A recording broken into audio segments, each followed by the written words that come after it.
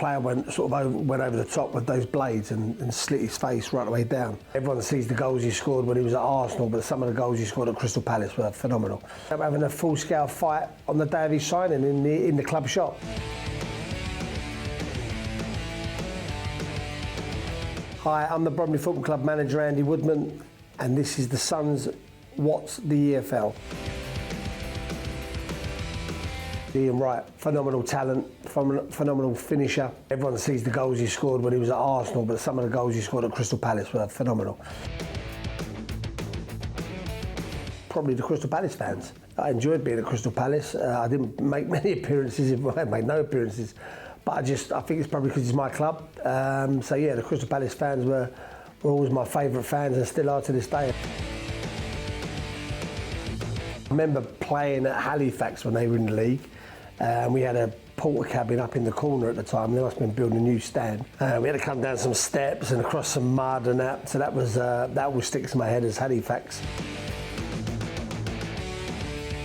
Grimsby fans. They always seem to dislike me for some reason. I don't know why, because every time I play against them, they beat me.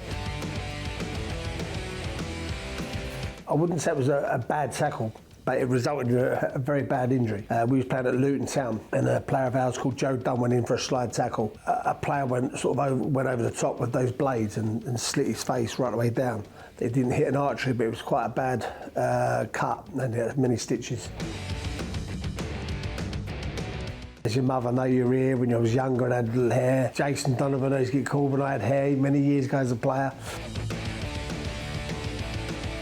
Well, I was at Exeter City. The club were in financial difficulty. We were playing Colchester in the Cup. We needed to get through to the next round to try and generate some money. And I took a bad touch on a back pass, then a handball in it and got sent off. Put the team down to 10 men and they lost 2-1. And that always still to this day haunts me. Played Swansea in the playoff final at Wembley. The following summer, Carl Heggs, who's with Swansea, come to sign at Northampton. Him and Goward had a bit of a to-do in the tunnel before the match, and they ended up having a full-scale fight on the day of his signing in the club shop. And after that, they walked in, shook hands. The next day, they was best of friends. Carl Heggs signed, and the two of them were like best of friends. Yeah, Crystal Palace owner Ron Nodes, he paid for us to go. We thought he paid for us to go to the Caribbean in the season on a trip after we got to the FA Cup final.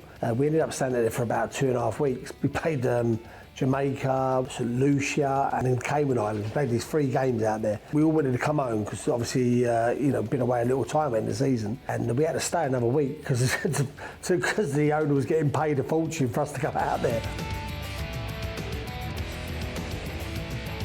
Andy Gray, Crystal Palace, he was not in the team or trying to get a move, one of the two.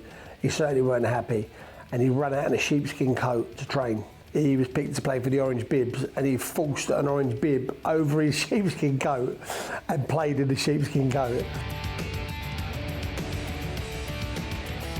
We had a group of players at Northampton that were very close together, and we used to go out every Monday night. I can't really say too much of where we used to go, but we used to go out, and everyone had to go every Monday night, and we used to roll into training, and the manager must have got wind of it because he used to run us to death on a Tuesday, but it wouldn't happen in the modern game. So I don't want my players knowing that that's acceptable.